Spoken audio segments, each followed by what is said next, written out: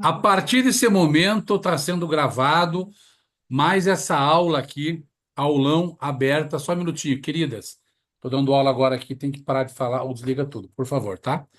Agora a prioridade é a minha aula. Desculpa aí, pessoal. Vamos lá. Estamos dando início ao nosso encontro de terça-feira, toda terça às 8 horas e quinta-feira às 8 horas. Meia hora, 40 minutos, uma hora, depende aí o conteúdo.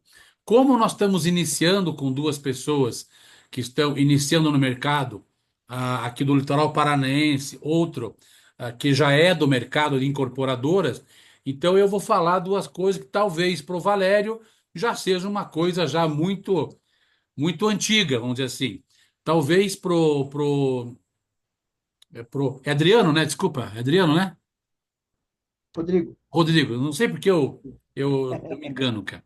O Rodrigo, lá do litoral paranaense, tá? Também já é do mercado imobiliário, porém, agora que está se legalizando oficialmente, é empresário da área ali.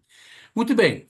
Como estamos começando o ano, eu sempre começo o ano do início, tá? Então, rapidamente, vou falar sobre a história de corretor de imóveis, depois sobre a lei e o que essa lei diz sobre a nossa profissão. O que a gente pode fazer, o que a gente não pode fazer e o que a gente não pode, inclusive, fazer conscientemente. E quais são algumas das punições por fazermos algo contra a lei de corretor de imóveis, tá? Então eu vou espelhar minha tela aqui, tá? Vamos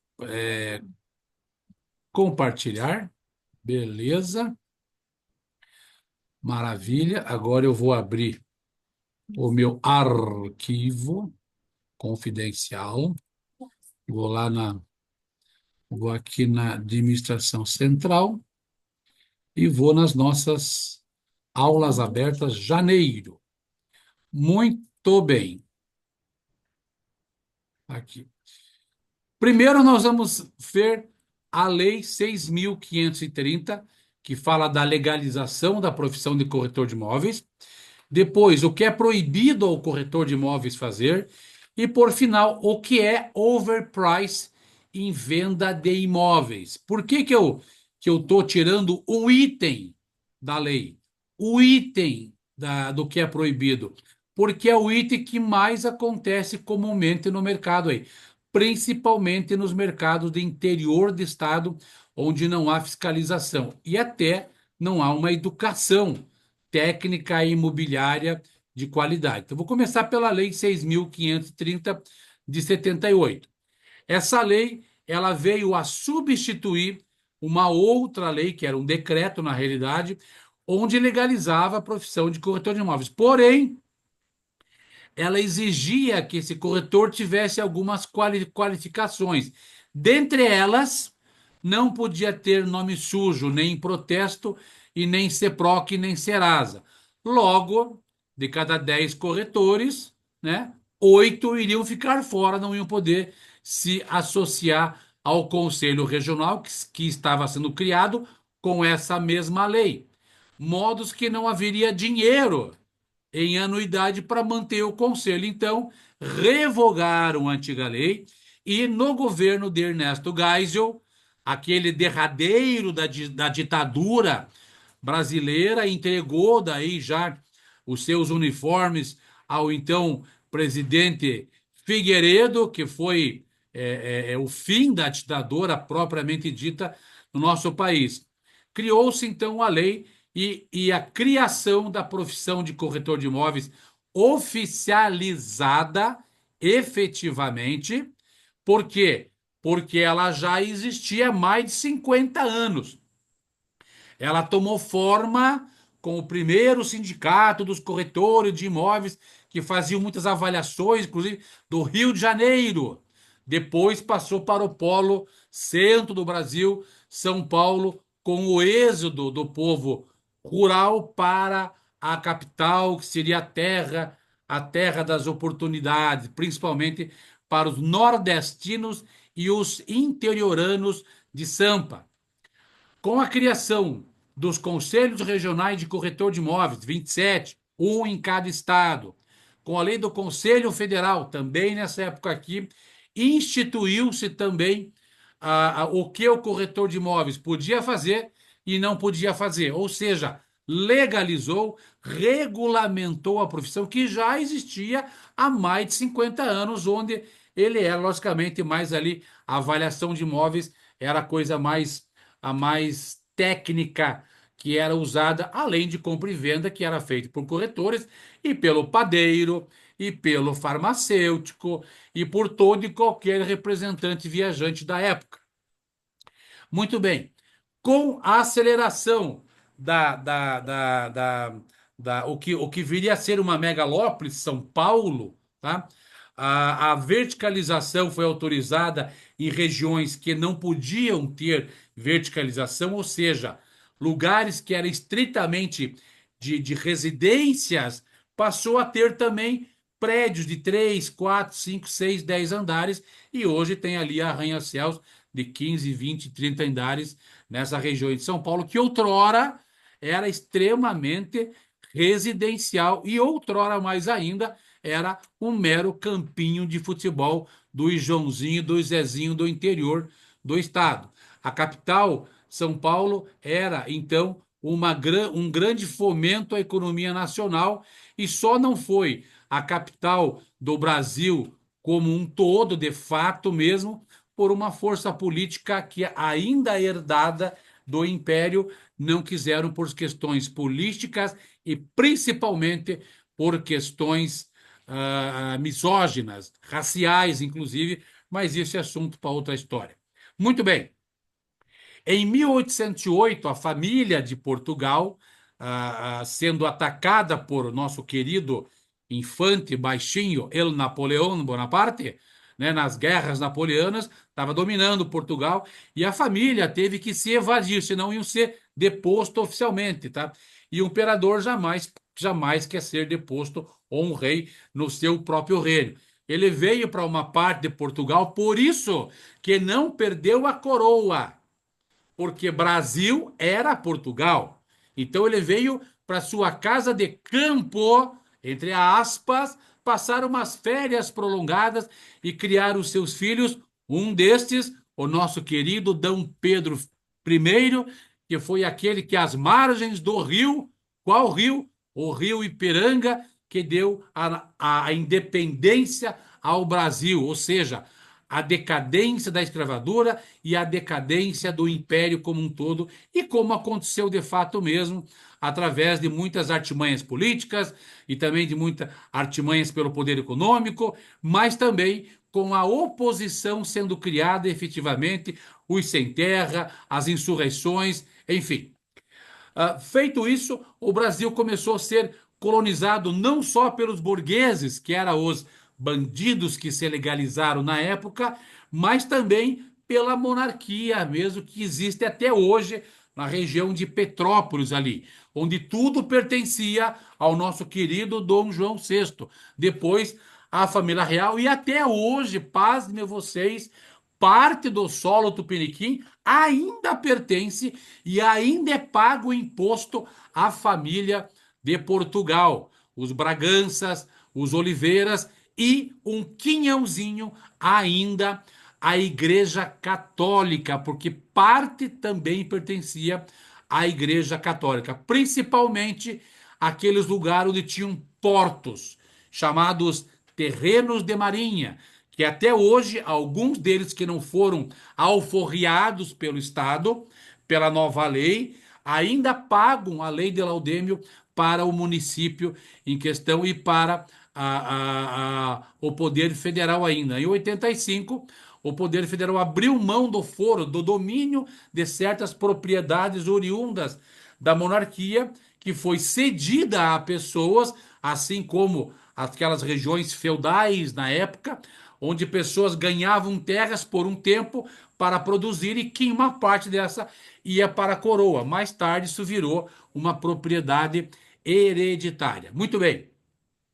No ano, então, de 1978, já a profissão de corretor existindo, atuante, São Paulo explodindo, corretor de imóveis vindo de todos os lados, não para tentar a sorte em Sampa, mas para comprar terrenos, para construir prédios e alugar casas ou construir casas nas tangências para pedreiros, operários que estavam vindo aos carrilhões do interior para construir a cidade de Pedra, São Paulo. Isso ocorreu em todos os estados do Brasil, com maior vultuosidade, São Paulo, Rio de Janeiro e Minas Gerais, que foi em outrora aí o berço do nosso querido Tiradentes, traído pelos seus amigos e foi enforcado.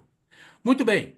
Nessa lei 6.530, que foi assinada pelo então decadente general Ernesto Geisel, presidente do Brasil, foi um bálsamo para os corretores de imóveis. Foi uma alegria para os corretores de imóveis, onde passaram a ter vez e voz legalmente. Desde 1808, desde 1823, melhor dizendo, com a primeira edição do jornal do Diário do Rio de Janeiro, já tinha um anúncio de venda-se de um imóvel, juntamente com venda de parreiras de cavalos, com escravos pretas e pretos, que eram escravos tratados na época como simplesmente matéria. Desde então, os jornais do Brasil foram responsáveis pela comunicabilidade rápida e eficaz na venda e oferta de bens imóveis. Até bem pouco tempo, nós tínhamos aqui em Curitiba um jornal muito famoso chamado Gazeta do Povo, poucos anos atrás.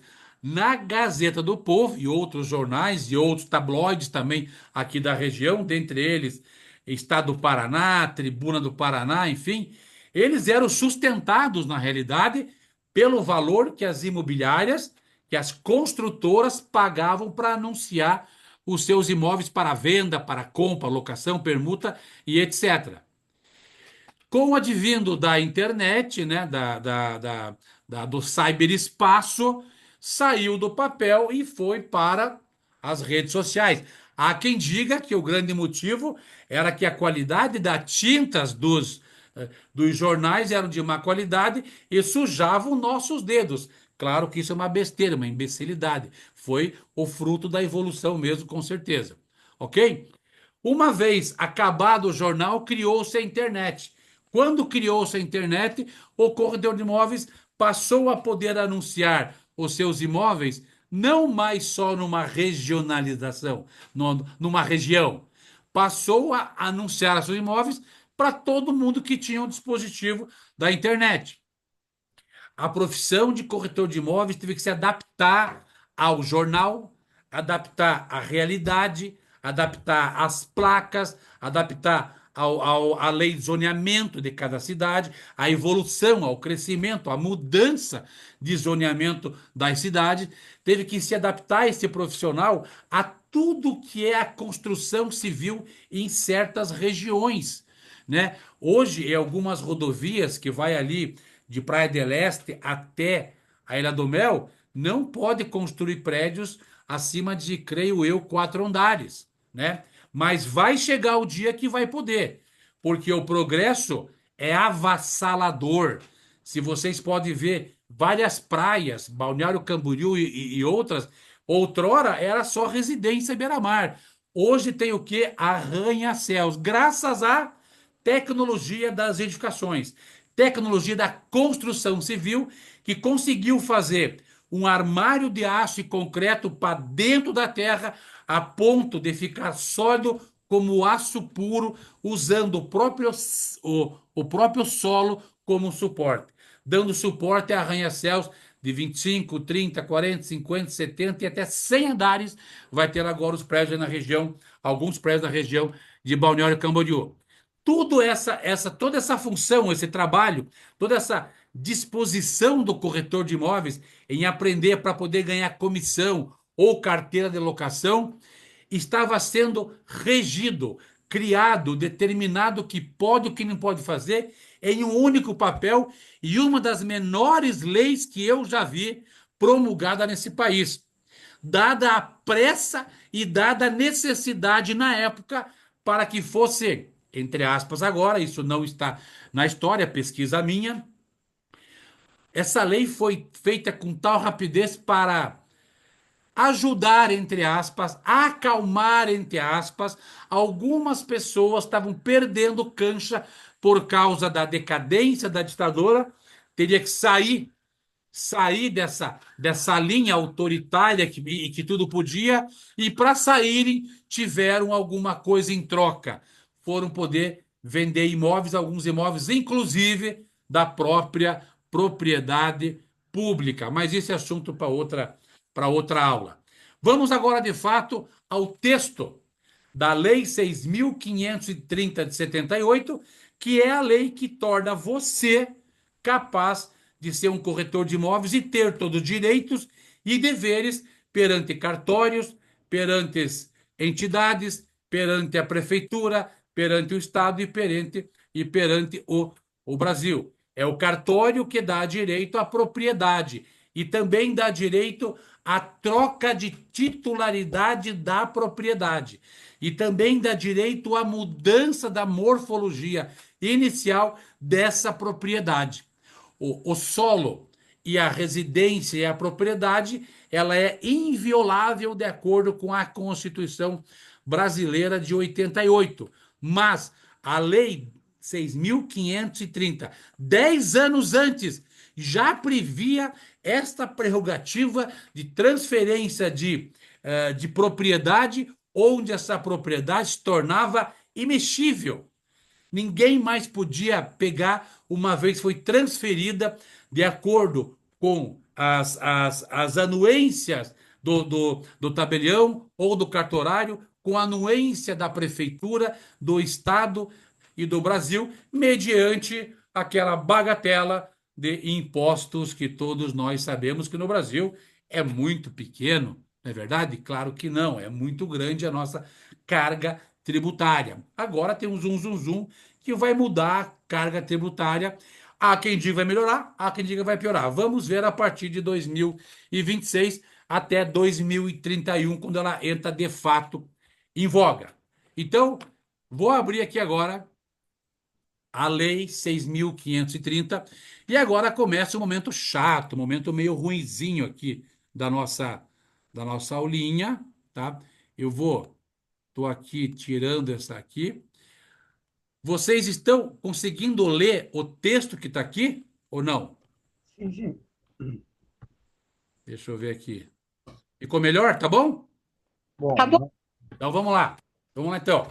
Agora é a parte chata, a parte ruim, tá? Eu sou obrigado a ler isso aqui para vocês ouvirem de fato. Salve, aliás, eu mando para vocês depois esse arquivo, guardem aí, porque na profissão de vocês do dia a dia, principalmente se forem serem donos de imobiliárias, isso tem que ser um mantra na vida de vocês. Vamos lá então. O nosso querido presidente do Congresso Nacional decreta e ele, Ernesto Geisel, sanciona, aprova, assina que entre em vigor que o exercício da profissão de corretor de imóveis no território nacional é regido e disposto pela presente lei, 6.500, até hoje é assim. O exercício da profissão será permitido àquela pessoa que tem um curso, um título de técnico em transações imobiliárias. É o curso que vocês estão fazendo, alguns estão fazendo em Curitiba, outros vão fazer prova lá em Porto Alegre, outra escola, porque é mais rápido o curso, ok? Artigo 3º. O artigo 3º agora merece uma atenção especial. Um grifo. O que nós podemos fazer como corretores de imóveis legalizados perante a lei? Eu posso trabalhar intermediando, ajudando, compartilhando, sendo um interlocutor entre duas ou três partes, aonde na compra de um bem imóvel que não pode ser mudado do seu status quo, do seu local que ele existe, eu posso trabalhar na intermediação, arranjar um comprador e arranjar quem vende. Eu não compro, eu não vendo, eu assessoro, eu sou consultor. Estou ali para que os dois tenham lucro e nenhum tenha prejuízo nunca, porque fere o preceito do Código Civil e do Código Consumidor da razoabilidade e da equalidade entre um negócio feito entre as partes. É um dos princípios que rege qualquer contrato que é regido também pela máxima boa-fé, pela onerosidade e pela legalidade, razoabilidade, ou seja, está dentro de uma equidade. Ninguém está sendo lesado por má fé. Também compra, venda, permuta, algo que se troca, algo que ninguém vai ter dinheiro. A permuta é algo que existe desde a época que trocava pão por galinha, né? Trigo por porco, etc. A permuta ainda existe, mas a permuta ainda existe a comissão. A comissão na permuta, quem decide como vai receber é o corretor. Eu posso receber em permuta também, ou eu quero em dinheiro qualquer outra coisa que tenha valor. Também locação de imóveis, olha só, tá? Podendo ainda opinar quanto à comercialização de uma imobiliária. Aqui o texto está meio dúbio, né? Aqui, ele quer dizer o que aqui? Opinar quanto à avaliação de um imóvel que está sendo vendido, ok? Esse artigo terceiro, ele sofreu, ele não sofreu na íntegra, mas na prática, essa última parte aqui, opinar quanto à comercialização de imóveis, o valor do imóvel, tá? A minha reunião vai ser encerrada em 10 minutos, meu pai do céu.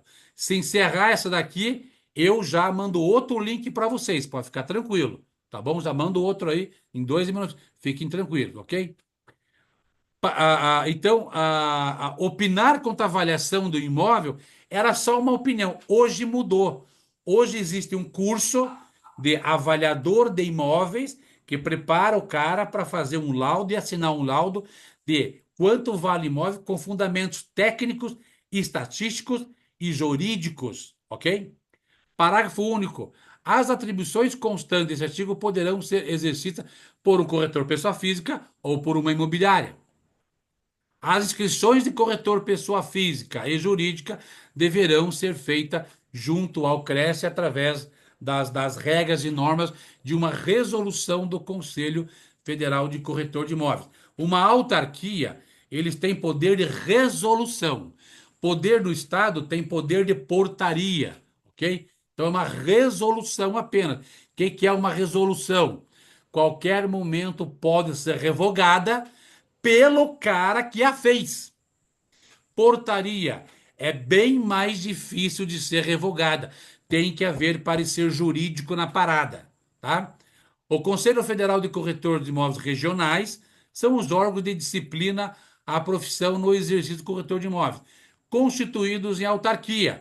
É uma autarquia, uma entidade federal totalmente pública, porém ela é mantida desde o cafezinho até lá o papel higiênico pelas contribuições que você, corretor, vai pagar as anuidades do conselho, ok?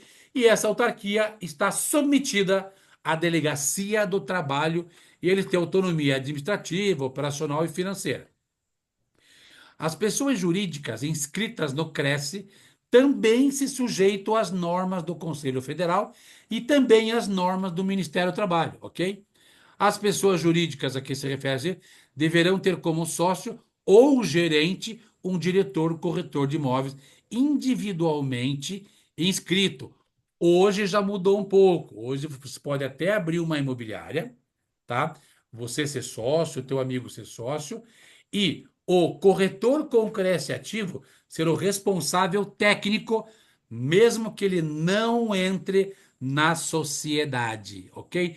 Na prática, isso não quer dizer nada com coisa nenhuma, tá? O corretor de imóveis pode associar-se a uma ou mais imobiliárias. Isso é o que diz a lei, mas na prática não funciona, não existe, tá? Por quê? qual dono de imobiliária que vai contratar um corretor sabendo que ele trabalha em outra? E vai dar para ele todos os segredos que ele trabalha, leads, indicações, e ele vai vender para o outro, tá? Mantendo sua autonomia profissional. Isso é bom, mas na prática não acontece. Mas ele ainda é autônomo, trabalhar só para uma. Essa é uma pergunta, Mauro, eu posso vender para essa, para aquela? Pode, como parceria. Você não vai trabalhar para ela. Você é autônomo. Você pode fazer uma parceria, tá? Agora, você trabalhar para ela, saber das suas estratégias, jamais, nevermore. Os sindicatos de corretor de imóveis perderam força com as novas leis do sindicato, que não tem mais contribuição, e o sindicato do Paraná, muito fraco, por sinal, isso não é nenhum demérito à liderança, são pessoas realmente que eu as conheço, a atual diretoria, são pessoas boas, honestas, mas infelizmente é o sindicato que não tem uma receita a ponto de propiciar para os seus associados um plano de saúde, empréstimo, financiamento de carro, não tem uma colônia de férias, não tem médico, não tem uma consultoria com data marcada na área tributária ou na área jurídica. É sempre um pouco complicado isso. Então, os sindicatos, corretor de imóveis, ainda deixam muito a desejar no Brasil, tá bom? Ah, deixa eu ver aqui. Pelo contrário, o corretor de imóveis poder desempenho funções corretas e mediante. Esse aqui é só você ler que é tranquilo. Vamos ver o 7 aqui agora. Olha que interessante. Compete ao Cresce o juízo ou fora dele, os legítimos interesses da classe profissional, respeitada as suas competências. Ou seja, o Cresce tem condições de trazer uma pessoa, um corretor, que fez uma coisa errada, que transgrediu o código de ética, que eu vou passar para vocês o link depois, que é bem grandinho. Eles podem julgar essa pessoa por ter feito uma coisa errada. Eles podem multar, expulsar, dar uma advertência, suspender por um tempo, enfim. Cada conselho terá a sede fórum no seu estado, é claro. O conselho será composto por dois representantes efetivos suplentes de casa com o Conselho Federal, no caso. No caso, o presidente do Conselho Federal é o João Teodoro, nosso amigo João Teodoro, presidente lá há muito tempo já. Todos a diretoria do Conselho Regional é por eleição direta, tem chapa um, chapa 2, chapa 3. Aqui no Paraná, o presidente é o meu querido amigo Castegnaro, presidente, acho que há 5, 6 mandatos, fazendo um trabalho maravilhoso aqui de fiscalização. Só pode ser membro do conselho quem estão sem nenhuma infração disciplinar, até com as contribuições financeiras em dia também, tá? O presidente da diretoria do Cresce é um presidente, tem dois vice-presidentes, tem dois secretários, tem dois tesoureiros. Um dos secretários é meu amigo Mariano, tá lá também, mais de 20 anos lá, um cara muito ético, um cara muito profissional. Agora, olha que interessante aqui, ó. Se caiu, já crio outro link e mando para vocês, por favor, tá? A extinção ou perda de mandato de membro do Conselho Federal de Corretor se dá por renúncia, superveniência de causa que resulte em cancelamento da sua inscrição, incompetência, ingerência, negligência, condenação por pena superior a 2 anos, por destituição de cargo, função, emprego mencionado na prática de ato de improbidade, por ausência sem motivo por 3 sessões consecutivas, compete ao Conselho Federal eleger a sua diretoria, elaborar, alterar o seu regimento, aprovar o relatório anual, criar e seguir conselhos regionais. Então, o Conselho Federal tem poder de criar ou extinguir conselhos regionais sobre o seu bel prazer, de acordo, logicamente, com justificativas plausíveis, é claro, tá? Então, o Conselho Federal pode intervir, tirar o presidente, colocar outro como ele achar necessário. Baixar normas de ética profissional, tá aí o código de ética do corretor de imóveis, que eu vou colocar para vocês ali o link depois. Elaborar contrato padrão para serviço de corretagem, isso existe até hoje também, tá? Fixar multas por anuidades, emolumentos devido aos conselhos. Hoje, Para você abrir uma pessoa jurídica, a anuidade é R$ 2.700. Abri a minha esses dias, paguei agora. A anuidade para o corretor de imóveis, pessoa física, a primeira é 1.100, as outras são 870, também a minha já paguei agora, deu 878, tá? Vai decidir sobre dúvidas pelos conselhos, julgar, elaborar regimento padrão, aprovar relatório, credenciar representante junto a conselhos regionais, intervir temporariamente nos conselhos, pode, nomeando uma nova diretoria, ser comprovada irregularidade, se tiver havido atraso injustificado, destituir diretor do conselho, promover diligências, baixar resoluções na fixação do valor das unidades referidas. Então, o valor que é pago aqui no conselho essa taxa não é o conselho, é o Conselho Federal que também atua nisso. Isso nessa época, tá? Não é mais, tá bom? Então, hoje, física paga uma taxa anuidade, pessoa jurídica é outra, é bem mais cara, tá? E vai de acordo com o capital social aí. A minha tem um capital social de R$ 100.000, eu paguei 2.708 na pessoa jurídica, tá? Compete aos conselhos regionais eleger a tua diretoria e tudo aquilo que eu já li para vocês do Conselho Federal também. As mesmas coisas, tá? Não muda praticamente nada. Compete ao Conselho Regional aplicar aos corretores, pessoa jurídica ou pessoa física, se fizerem qualquer coisa errada que transgrida o Código de Ética de Corretor de Imóveis. Está aqui advertência verbal, censura, multa, suspensão da inscrição até 90 dias, cancelamento da inscrição com apreensão da carteira, na determinação de sanção aplicável, orientação ao Conselho pelas circunstâncias